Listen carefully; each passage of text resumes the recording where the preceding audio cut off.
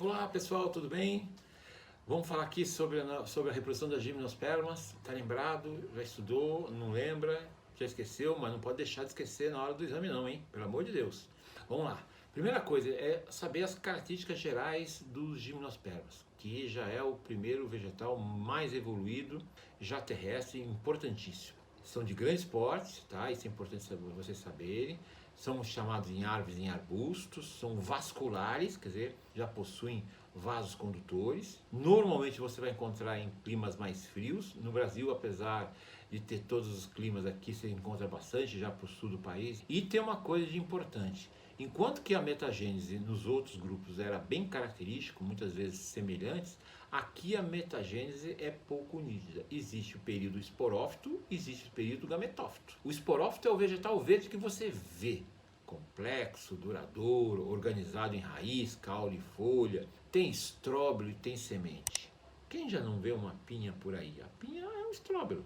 Tem a pinha masculina, ou estróbilo masculino, ou estróbilo feminino. E dentro dele existe as sementes e existem estruturas femininas e masculinas. Tá? Os gametófitos desse grupo dos gimnospermas são dioicos, mas muito reduzido de tamanho, vida muito pequena e são dependentes do esporófito, quer dizer, depende da fase adulta. Por isso que os ambientes do esporófito é muito importante para que o gametófito se desenvolva e produza um novo esporófito. Tá? Então o ciclo deles é bem diferenciado e bem desproporcional. O gametófito, tá, a gente dá o nome de tubo polínico ou microprótalo, ou prótalo, né, como a gente fala. As gimnospermas são primitivas? São. Ainda tem anterozoides? Sim.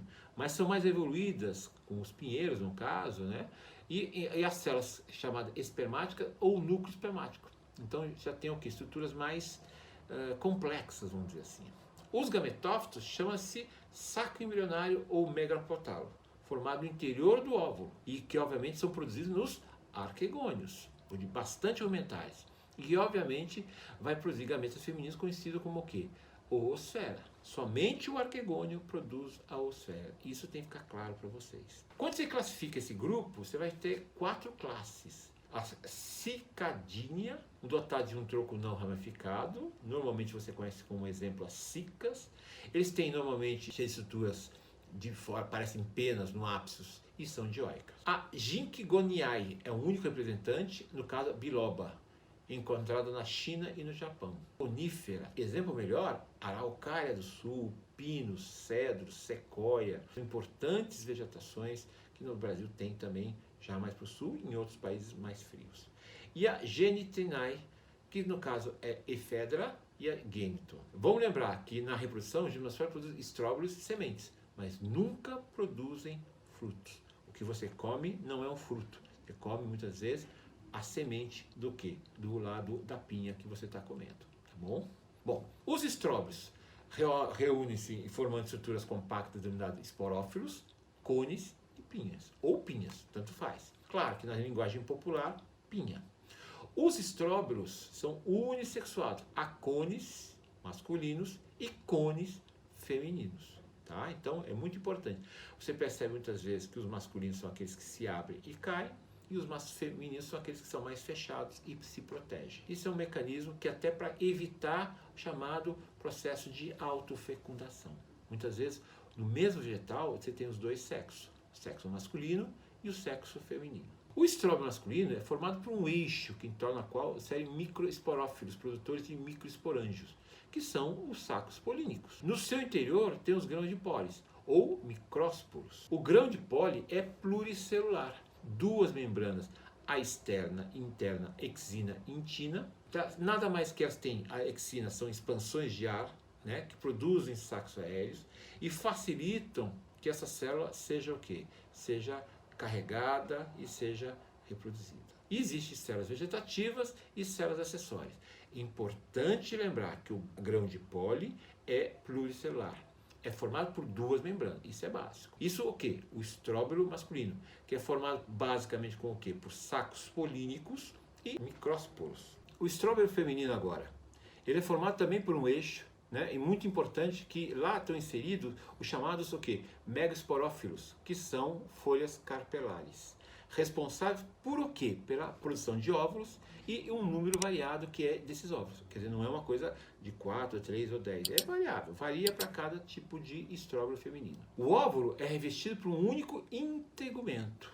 A micrópila é a câmara polínica destinada a receber o grão de pólen. Então, micrópila, câmara polínica, recebe o grão de pólen, que chega até lá para o processo de reprodução. O integumento reveste o núcleo, megasporângio. A célula sofre meiose, no caso no núcleo, dá origem a 4 células haploides, dos quais 3 se degeneram, sempre, para que não haja excesso de descendentes. O que persiste é o megasporo, que simplesmente se divide por mitose, acabando formando o gametófito.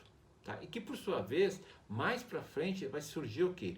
Um arquegônio muito rudimentar, dentro dos quais aparecem as zoosferas. Então, é um processo rápido, muito necessário para que esse grupo de vegetais possa se desenvolver. No caso aqui, eu acho importante vocês gravarem isso com vocês, é o processo de polinização. No caso especificamente das gimnospermas, a polinização mais comum é pelo vento, a anemofilia. Simplesmente o grão de pólen é transportado até a câmara polínica do outro vegetal, justamente tentando evitar ao máximo o processo de autofecundação. Quando esse pólen chega na câmara polínica, ele vai o quê? Germinar e vai desenvolver. A formação do tubo polínico, obviamente, é necessária algumas células acessórias que vão formar essa parede do tubo polínico. A chamada célula geratriz divide-se em 2 núcleos espermáticos, no caso, gametas masculinos. A fecundação ocorre, e lembra, polinização é o processo de transporte e a fecundação é o processo de fecundação do gameta feminino, que no caso aqui são a oosfera, que é permitido vários núcleos espermáticos entrarem pelo tubo polínico, formando sim zigotos e depois apenas um embrião que se desenvolve naquele local. Os gimnospermas, eles normalmente se frequente a poliembrionia. Para quem não sabe o que é isso, a poliembrionia é a formação de vários embriões, mas apenas vão os embriões formados, um se desenvolve. Então, de certa forma, é uma forma de seleção desse embrião. E a seleção desse embrião ajuda bastante ao quê? A ter descendentes mais fortes e mais propensos a alterações ambientais. Após a fecundação, megasprótalo, N, forma endosperma primário, tecido cuja função é acumular reserva. Então, endosperma primário é aquela substância que vai alimentar o embrião nos primeiros momentos antes de ele se tornar um vegetal maior e superior. Porque sem essa substância, esse embrião não vai poder suprir as suas necessidades. E muitas vezes, não sei se você sabe, a gente come algumas vezes esse endosperma primário de alguns vegetais que a gente conheceu e aprendeu a produzir pela natureza. Essas plantas não dependem nada de água, do meio ambiente, para a fecundação, isso fique bem claro. Para outras funções é necessaríssima a água para qualquer ser vivo. E tem um detalhe, alguns embriões das gimnospermas têm o quê? Muitos cotilédonos. O ovo fecundado evolui e forma a semente, não forma fruto. Por quê? Nas vegetais que produzem frutos, os frutos protegem as sementes. Aqui a semente é pelada. Daí a degeneração de plantas que recebem gimnospermas ou semente nua. A gente obviamente diz que essa semente é pelada. Tá legal? Agora, observem aqui ó, o processo de ciclo de vida do pinheiro.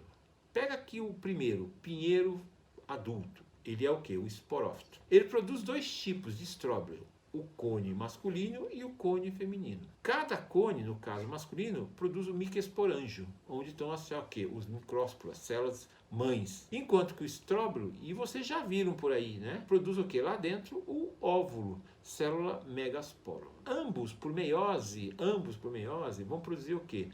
Estruturas menores, micrósporos e megásporos dali para frente. Vai haver um encontro deles através da fecundação no tubo polínico, formando quem? Formando a semente que é diploide e que vai cair, voar ou chegar em algum ponto e vai poder se desenvolver numa nova estrutura chamada pinheiro ou esporófito. Deu para entender essa parte? É um pouco mais complexa, eu sei que é. Então, se você entendeu, legal. Se você não entendeu, pergunte. Mas antes de perguntar, antes de tirar sua dúvida, antes de complementar, não esqueça de dar um like, se inscrever no canal e compartilhar para que a gente possa juntos fazer um grande ano desse ano conturbado. Tá bom? Tchau!